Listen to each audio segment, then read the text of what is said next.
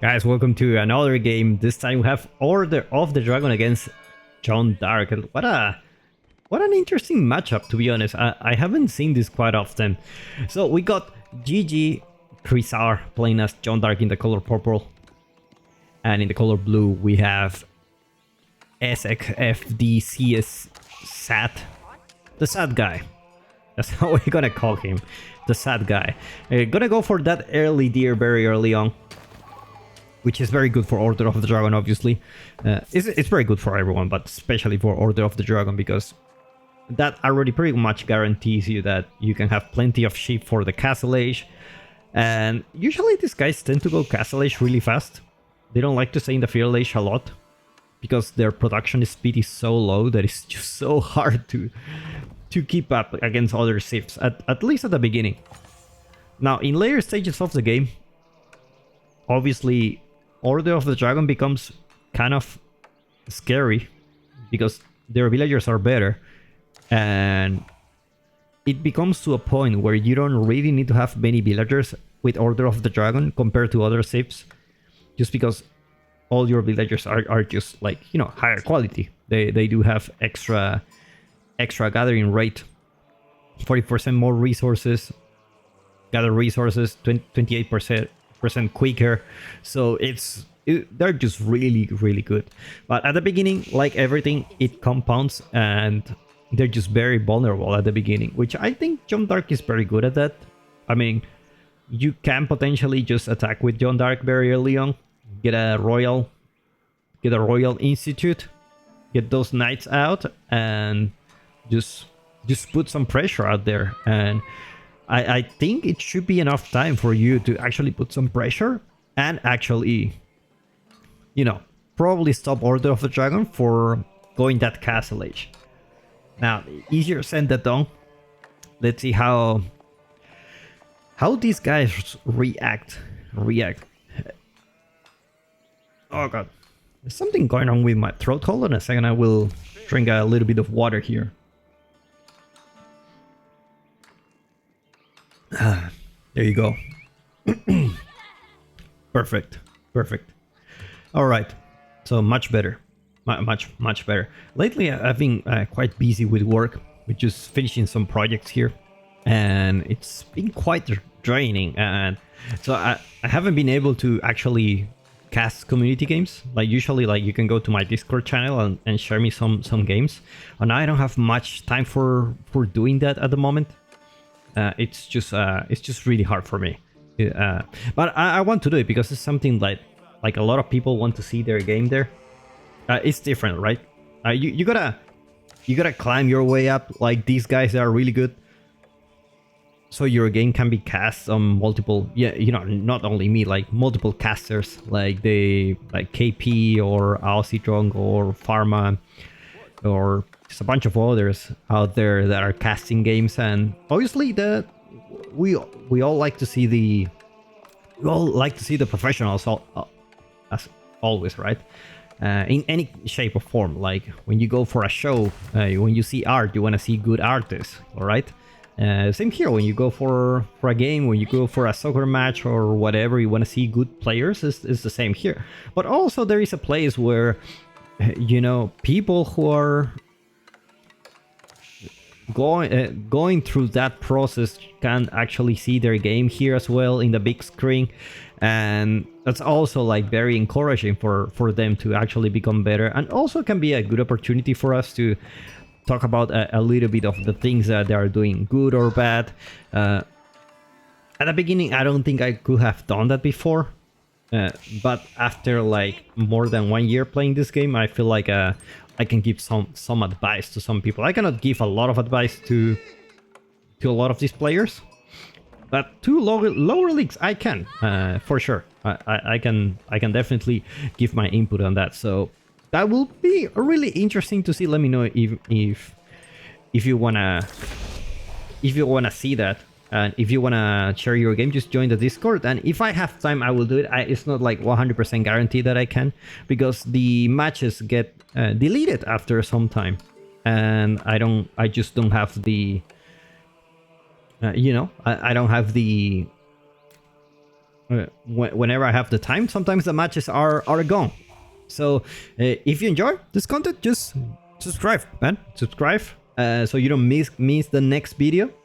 And I'll see you in the next one. That looks like I'm ending the video here. Anyway, our GG guy is actually going with Jeanne d'Arc. Gonna do a tower rush, which I like it. I like it. Tower rush with Jeanne d'Arc is actually very good. Unfortunately, there is another outpost here, but looks like he can get away with that. Enough stone is being gathered, I believe. No, sorry, that stone is not for... It's not for SF guy. It's for our blue guy. It's for Chrysaor. It looks like he's gonna pull the villagers here. Now, the problem with doing this is that... Oh no. He just lost the wood? Oh no, he didn't. He didn't. He has the wood. Now that the night is here, now things change. Obviously, this thing doesn't have emplacements. If he had emplacements, maybe he reached Jeanne d'Arc. Maybe. But we're not really sure yet. You don't want to lose this night because you can get away with this. First night arrive pretty much at the same time as Jeanne d'Arc. And the second one should be arriving soon. So pretty much it will guarantee that your tower will go up. Landsknecht Cathedral. Never mind, he says, actually, I'm gonna go for a burger here. And it makes sense, to be honest, especially with Order of the Dragon, because you don't have much choice with production buildings. If you're gonna get thrown off the gold for the moment, like, you might as well just make Spearman at this point. Like, just gather enough gold for you to upgrade those Spearman, and that's it. Just play with wooden units. At least you're in Castle Age now. You just gotta make some units and try to defend with that. Jeanne d'Arc are already here. Obviously, Outpost gonna slow but steady taking down Jeanne d'Arc. Obviously, emergency repairs is an option for our Order of the Dragon guy. So I don't think this outpost is gonna go down, even with 3 knights here. I think he's pretty much okay with that. He's gonna be able to repair this outpost very, very fast. Barracks coming here. I don't really like this. Because, I mean, your economy is so bad at this point. You only want to produce from here. Maybe. Again, this is one of those things where I feel like, I'm not sure what to feel about it. Sable, I like it a lot, to be honest. I like it a lot. Looks like our Order of the Dragon guy is gonna have a tough one here. It's gonna have a tough one for sure. Archers are already here, trying to see if they can catch a villager or two. I can trample in a... Oh my god, this position. I can trample. I mean, you can be conservative, but these... Man, you're losing 4 farms that are giving you extra gathering right here. It's a compact base. It's a style, you know. It's a way of living at this point. Spearman not being upgraded yet. He doesn't have the gold yet. Actually, he does have the gold. You just need to hit that bottom. 3 Spearman is gonna be enough. I think it's not gonna be enough. You need another one here. But they go inside the tower. Oh my god. I might as well bring the scout. You don't want to lose this Spearman. Okay. I know you can do it, man. I know you can do it. And power goes down. I feel like... if you want to do a tower rush, you need to commit to that. You already have 4 archers here. And you have 4 knights. Like, you can defend this tower. Like, you have the archers to deal with this. Like, literally, you need to hold this position. But now, you know, blue is just gonna gather some relics. It's gonna be pumping man-at-arms, crossbows, whatever. Eventually. Looks like he will go back to square 1. He's very safe. He's very safe in his base. Already getting chivalry for 4 knights. And he's saving for that castle age as well. I'm probably gonna go for that Royal Institute. Not the Royal Institute, sorry, the Guild Hall. It's gonna probably the best choice for him. It's gonna be the Royal Institute. Oh my god. I mean, this landmark does make a lot of sense when you have a lot of knights on the field. When you have only 4, it's like, I don't know. Don't get me wrong, it's a good landmark, but you need those knights out there, and you cannot lose them. So, I like it because, like in the Castle Age, especially at the beginning, it gives you so much advantage. But it's only a good advantage if you already have the knights. Otherwise, like it's just not gonna be enough here. Meanwhile, blue already protecting some relics. I'm gonna be sending that prelate right there to get some extra passive gold. And GG gets reach the castle age. Crossbows are joining into the mix of GG's composition. Getting some archers. Lots of crossbows, and eventually I think he will just use it later. The problem with this is you cannot do like a fast Imperial kind of thing. You tend to go Imperial kind of relatively fast with the French, just because the guild will pretty much give you a lot of food, and you can just buy it. And at the beginning you don't have your farm transition and everything, so you can just extend the game by going that Red Palace, which is really good at the moment. Red Palace, one of the best landmarks in the game, along with Berkshire. If you wanna play a safe that has a good keep and you don't wanna play English, like Berkshire, sorry, the Red Palace it's really your landmark of choice. It's just such a good landmark because not only buff the Red Palace has Arbalest emplacements, they give emplacements for all your town centers and keeps. I don't know if outposts already have it. I believe only town centers and keeps.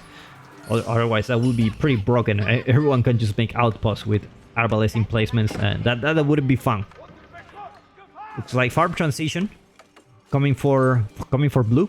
I just say blue because I cannot really pronounce his name. SXFD. Oh no way! No, I'm not pronouncing that. But looks like crossbows are just gonna be doing a really good job against those man-at-arms. However, it is 5 relics for blue. 5 relics. Damn. I wouldn't be surprised. Like with 5 relics, you can go Imperial Age. But if you go Imperial and these guys get upgraded, and you don't have enough units to defend, it's just gonna be a tough one. It's gonna be a real tough one. Jeanne d'Arc capturing sacred sites. I always forget Jeanne d'Arc can actually capture sacred sites. One of the coolest thing ever. Look at this. This is like a pretty much a... It's one of those... how do you call them in English? Where they gather? It's like a religious thing where people just walk with a lot of followers there and showing like Jesus Christ picture there, and they just it's kind of like do a march. They have a specific name, I believe. I know the one in Spanish, but not knowing the one in English.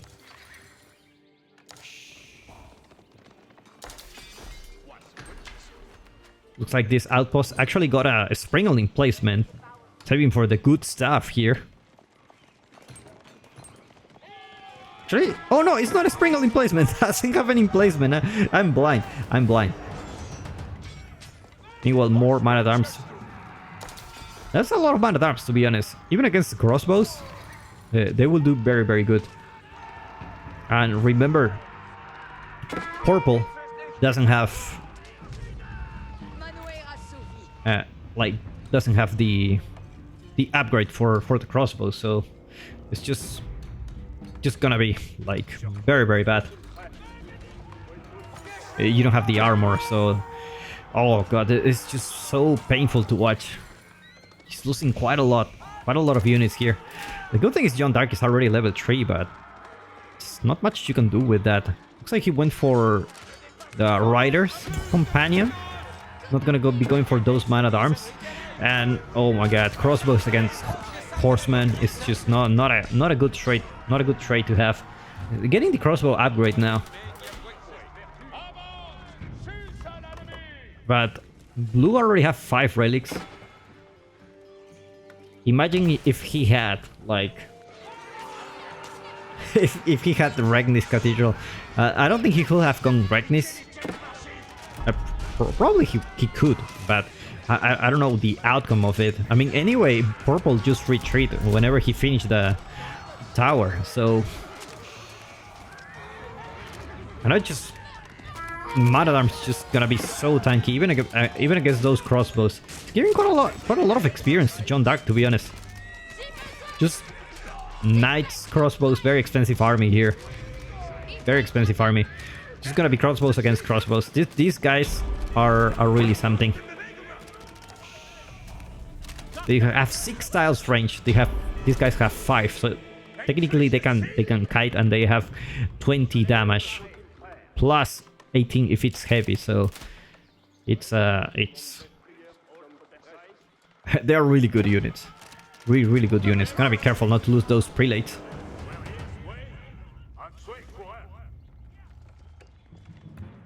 Let's take a look at GG's base. I go for a farm transition. I'm going for that second town center. It's gonna scale naturally with one town center, but the problem is Order of the Dragon actually does have a better economy, I believe. Now look at the food per minute. Not only because of the villagers are better, he also have the Akon Chapel here. He's buffing quite a few villagers out here. Just man-at-arms, they just don't care about against these crossbows. They just don't care.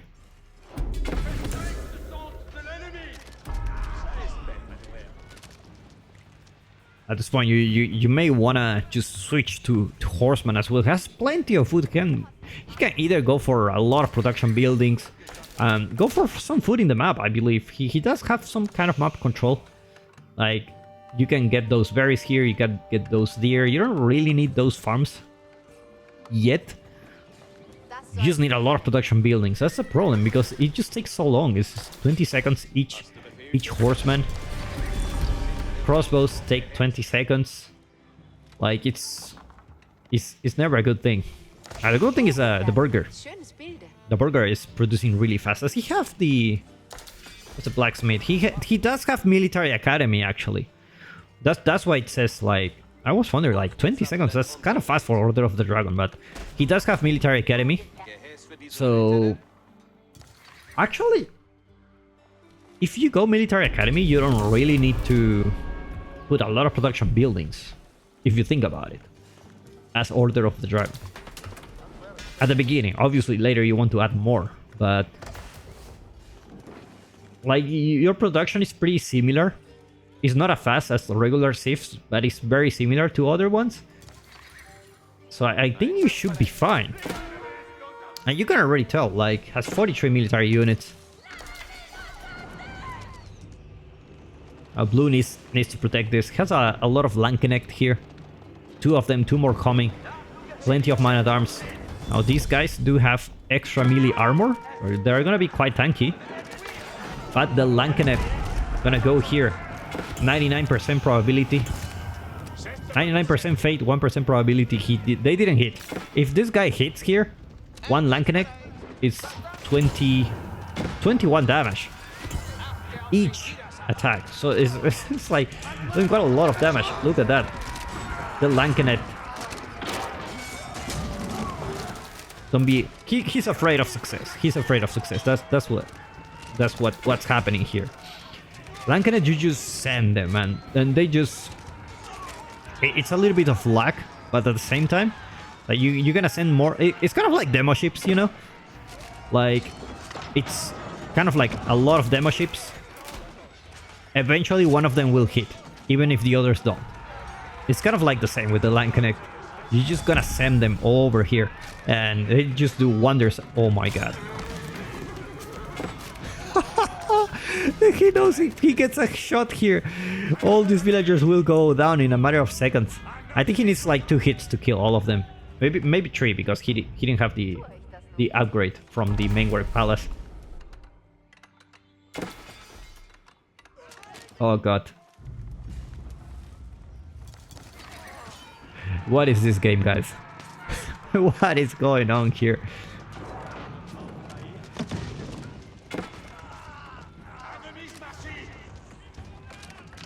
And also blue doesn't have much military units. Sorry, not much military upgrades. He does have quite a lot of resources, but he doesn't have the not even +1 range armor. This guy's wild. That's all I can say. This guy's wild.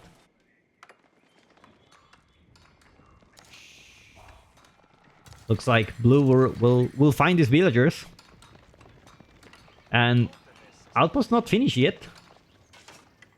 Looks like they will run for the moment. They're actually gonna fight. Okay, respect to that. Especially because he doesn't have any even +1 melee armor. They can actually take a fight. They have 6 attack.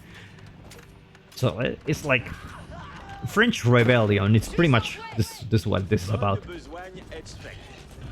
Okay, crossbows arrive. No worries, guys.